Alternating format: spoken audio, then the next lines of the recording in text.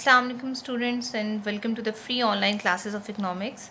आज हम fiscal policy के बारे में स्टडी करेंगे। मालियाती पॉलिसी गवर्नमेंट की ऐसी पॉलिसी जिसमें गवर्नमेंट का रेवेन्यू कलेक्ट करना और उस कलेक्टेड रेवेन्यू को स्पेंड करने की जो भी अरेंजमेंट्स गवर्नमेंट करती है, that policy is called fiscal policy.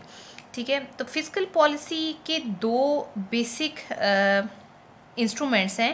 One is tax, जिसको आप रेवेन्यूज़, ठीक है, गवर्नमेंट के रेवेन्यूज़, और गवर्नमेंट अपने रेवेन्यूज़ कलेक्ट करती है टैक्सेस से।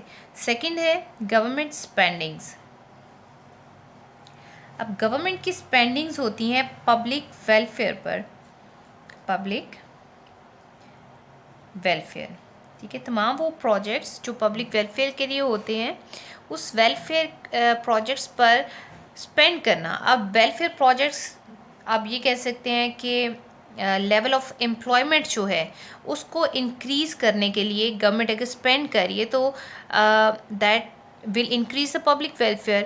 So if government is spending on the schools and hospitals and different projects which could increase the living standard of the public, ठीक है, so these spendings are concerned with the government, और ये spending जो है public welfare को increase करती हैं। So fiscal policy जो है इसके दो basic components हैं, that is government revenues और government spendings। इन दोनों को डील करती है government through fiscal policy. Government revenues collect करती है, the basic source of collecting revenue is taxes, and the spending का जो बेसिक टारगेट है that is the spendings which increase the public welfare.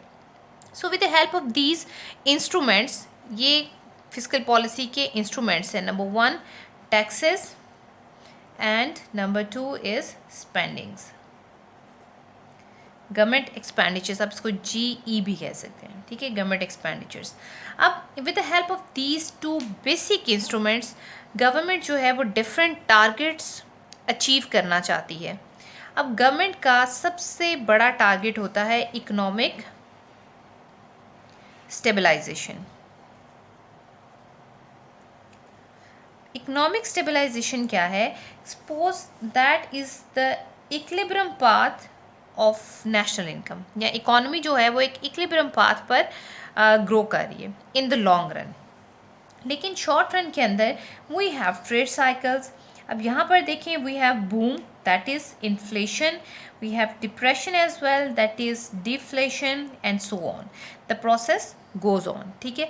तो गवर्नमेंट जो है with the help of fiscal policy, the instruments of fiscal policy, instruments कौन से हैं? Taxes and government spendings. इन दोनों की मदद से इकोनॉमी के अंदर ये जो शॉर्ट रन डिसइक्विलिब्रियम क्रिएट होता है, इन्फ्लेशन का, अफराते ज़र का या तफरीते ज़र का, इसको डैम्प करने की कोशिश करती है, यानी इसको कंट्रोल करती है ताकि इकोनॉमी के अंदर जो है ये डिसइक्विलिब्रियम क्रिएट ना हो। और अगर डिसइक्विलिब्रियम क्रिएट हो गया है तो with the help of these to instruments government जो है वो इस डिसइक्विलिब्रियम को कंट्रोल करते हुए इकोनॉमिक स्टेबलाइजेशन जो है उसको इंश्योर करती है। सो अब गवर्नमेंट के क्या क्या टारगेट्स हैं और उन टारगेट्स को अचीव करने के लिए गवर्नमेंट अपने इन इंस्ट्रूमेंट्स को किस तरह से यूज़ करती है, इसको देखते हैं। अब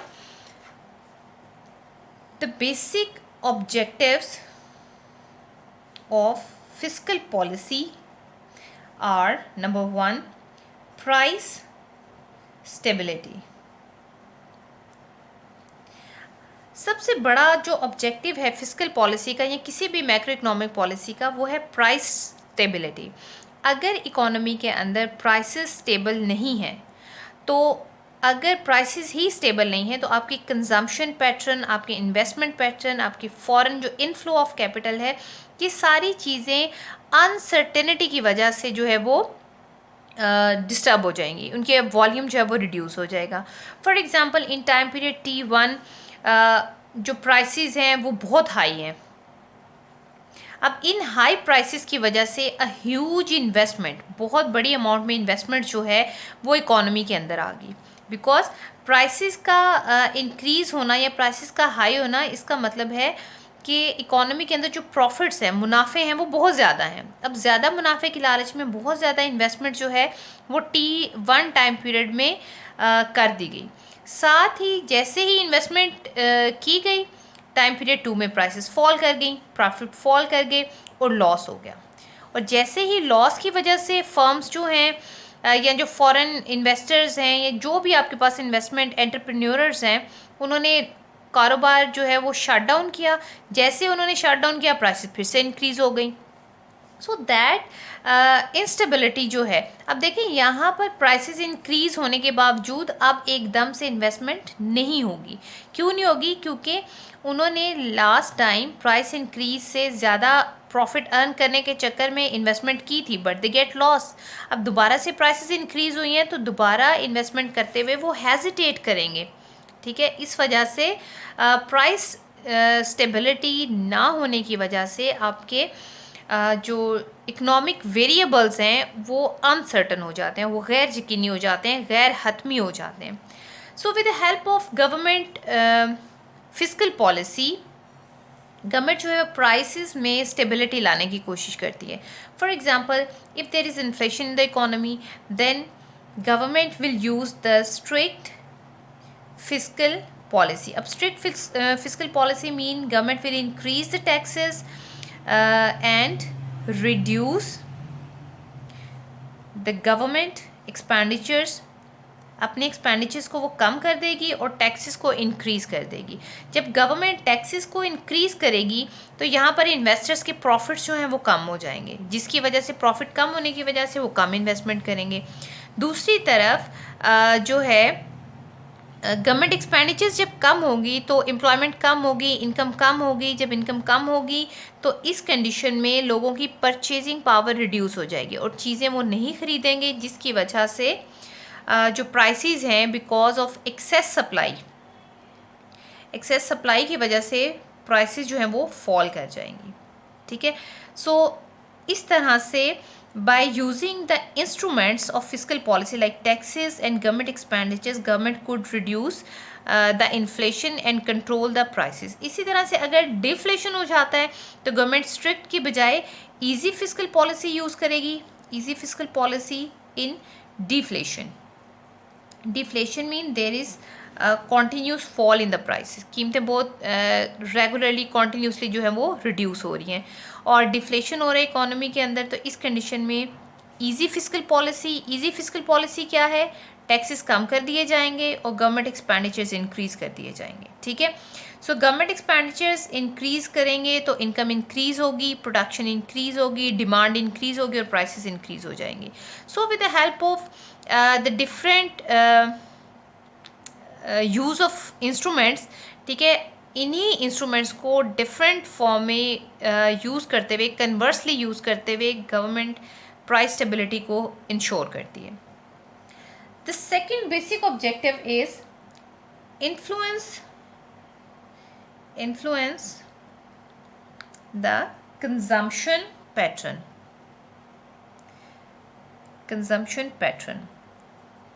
अब अगर तो कंजम्पशन पैटर्न जो है वो बहुत शार्प है, यानी लोग बहुत ज़्यादा कंजम्पशन कर रहे हैं किसी एक पर्टिकुलर कमोडिटी की। वैसे तो कैपिटलिस्ट इकोनॉमी में गवर्नमेंट जो है लोगों के कंजम्पशन पैटर्न को डिस्टर्ब नहीं करती, उसमें इंटरफेरेंस नहीं करती। People are quite free to consume their incomes. लेकिन अगर किस इकोनॉमी के अंदर किसी ख़ास चीज़ की कंजम्पशन जो है वो बढ़ जाए तो इस कंडीशन में गवर्नमेंट उस पर्टिकुलर प्रोडक्ट की कंजम्पशन को कंट्रोल करने के लिए स्ट्रिक्ट फिस्कल पॉलिसी जो है वो इस्तेमाल करती है। स्ट्रिक्ट फिस्कल पॉलिसी जिसकी वजह से taxes on that particular good, for example हम एक्स गुड की कंजम्पशन को रिड्यूस करना चाह रहे हैं तो इस कंडीशन में tax on x will be increased. ठीक है, और गवर्नमेंट जो है वो एक्स की प्रोडक्शन पर एक तो उसकी कंजम्पशन पर वो टैक्स लगाएगी, यानी सेल प्राइसेस में इजाफा कर देगी, जिसको सेल टैक्स कहा जाता है। सेल्स टैक्स इंक्रीज़ करेगी। दूसरा, गवर्नमेंट जो है वो एक्स की प्रोडक्शन पर टैक्स लगाएगी, या इससे पहले अगर गवर्नमेंट ने उसको कोई सब्सिडी दी हुई है तो वो सब्सिडी गवर्नमेंट वापस ले लेगी। ठीक है। तो इस तरह से एक ख़ास चीज़ की जो कंजप्शन है उसको कंट्रोल किया जा सकता है। लाइक गवर्नमेंट जो है नॉर्मली लग्जरियस गुड्स जो होती हैं, अशियाए तायशात, उनके प्राइसेस पर या उनकी जो सेल टैक्स है उसको बहुत ज़्यादा उसके ऊपर टैक्स जो है वो आयद करती है, ठीक है, क्योंकि ये लेविश कंजम्पशन है, ये बेसिक नीड कंजम्पशन नहीं होती है, ठीक है। और अगर गवर्नमेंट चाहती है कि इसकी कंजम्पशन ज़्यादा हो, लोग इस पर ज़्यादा खर्च करें, तो वो टैक्सेस को रिड्यूस कर सकती है। सो इस तरह से government with the using of instruments of fiscal policy किसी भी पर्टिकुलर गुड की कंजम्पशन पैटर्न को कंट्रोल कर सकती है। The third basic objective is to raise the employment level.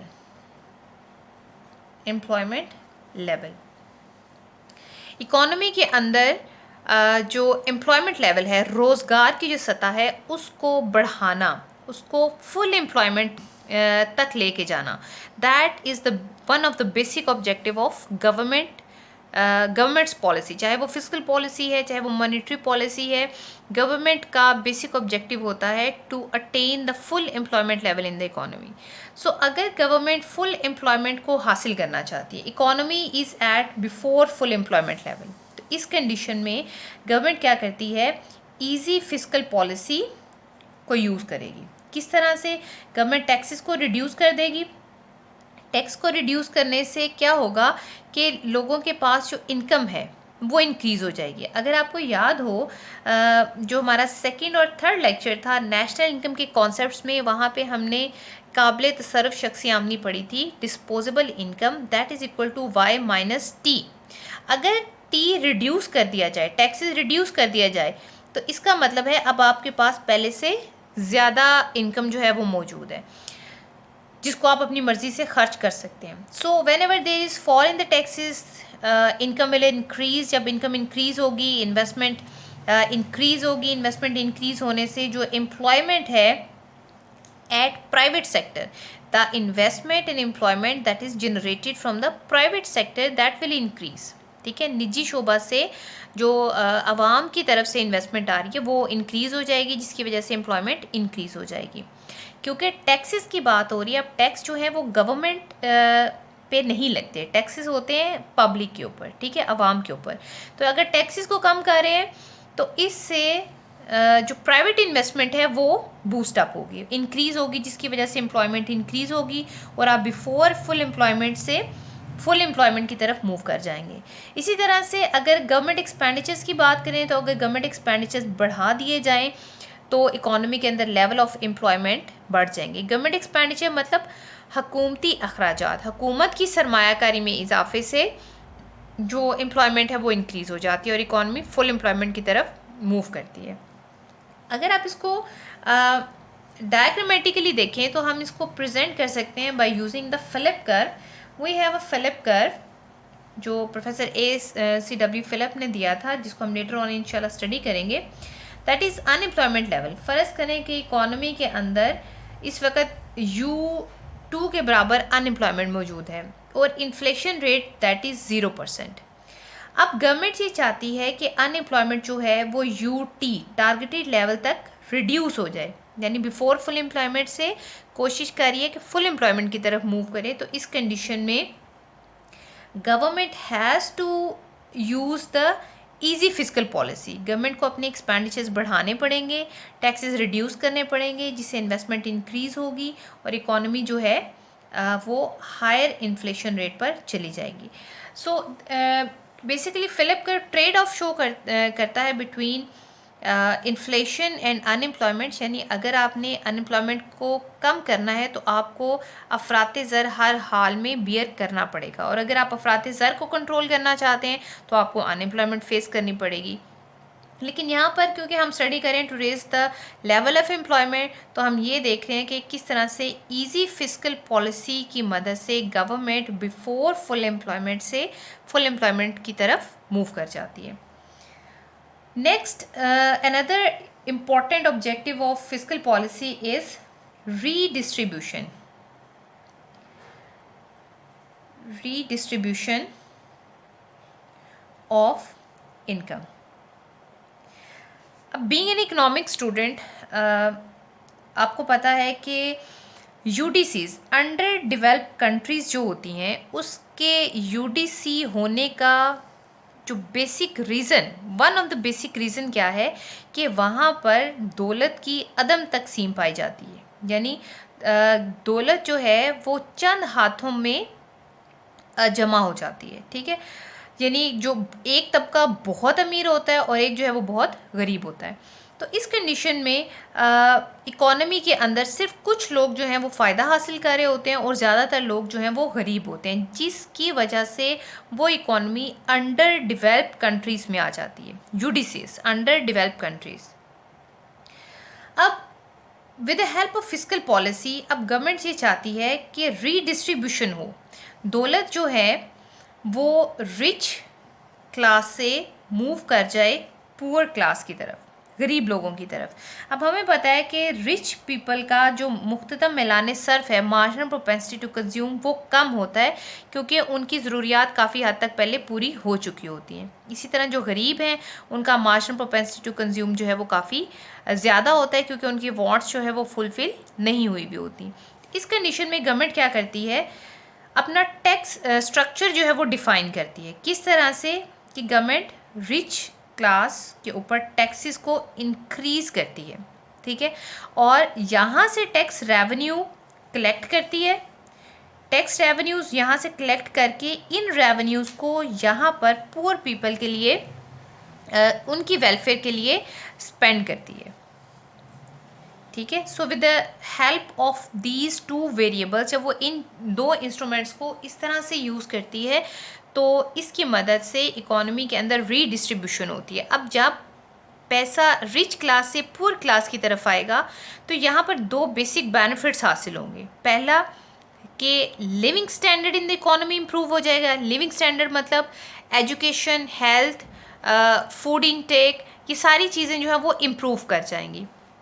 दूसरा क्या है कि इकोनॉमी में जब गरीब लोगों की इनकम में इजाफा होगा तो इस कंडीशन में मुख्तम मिलाने सिर्फ तेज़ी से बढ़ेगा। जब इसमें तेज़ी से इजाफा आएगा तो demand for goods rapidly increase होंगी, तेज़ी से इंक्रीज़ होंगी, जिससे न्यू इन्वेस्टमेंट जो है वो जनरेट होगी। तो इस तरह से with the help of instruments of fiscal policy government जो है वो रीडिस्ट्रीब्यूशन ऑफ इनकम करते हुए इकोनॉमिक डेवलपमेंट जो है वो हासिल कर लेती है। यानी फिफ्थ जो ऑब्जेक्टिव है दैट इज़ इकोनॉमिक डेवलपमेंट। अब इकोनॉमिक डेवलपमेंट क्या है, increase in income, increase in income that is called economic growth. यहाँ पर एक छोटा सा डिफरेंस है इकोनॉमिक डेवलपमेंट और इकोनॉमिक ग्रोथ के अंदर।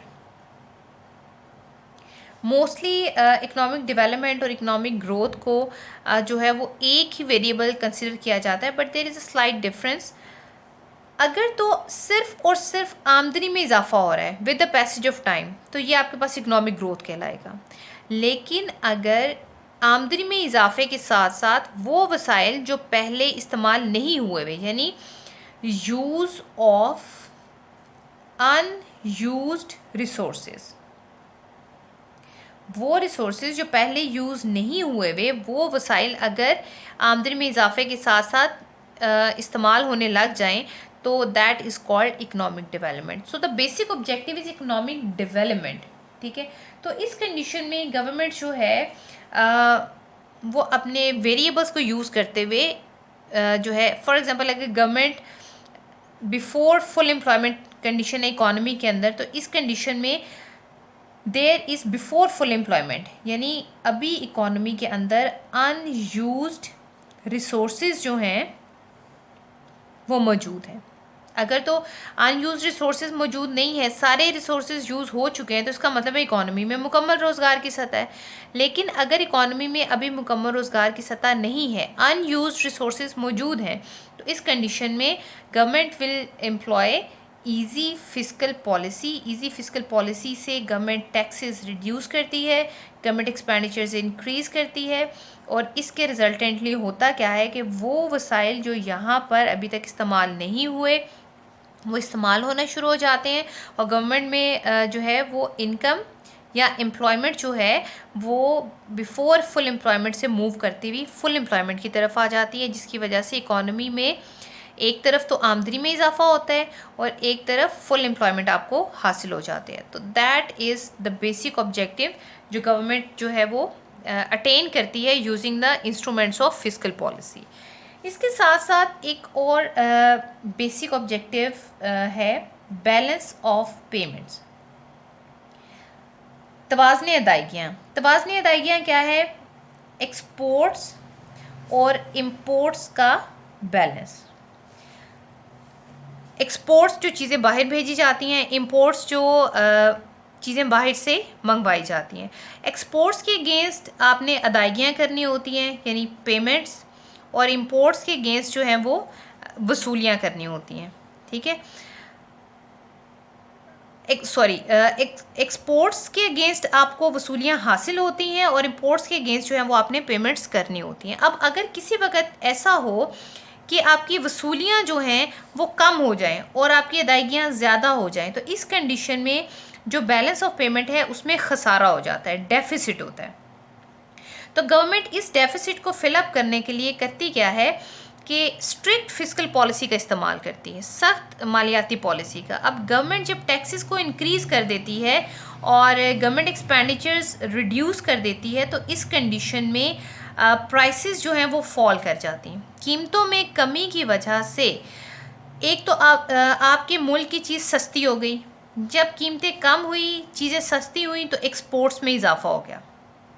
दूसरी तरफ क्या होता है कि ज़्यादा टैक्सेस लगाने की वजह से और आमदनियाँ कम होने की वजह से जो इम्पोर्ट्स हैं वो क्या हो जाएंगी, आपकी आमदनी कम है तो आप कम चीज़ें ख़रीद सकेंगे, तो डिमांड फॉर इम्पोर्ट्स जो हैं वो रिड्यूस हो जाएगी। जब डिमांड फॉर इम्पोर्ट्स रिड्यूस हो जाएगी तो आपकी जो पेमेंट्स हैं वो फॉल कर जाएंगी।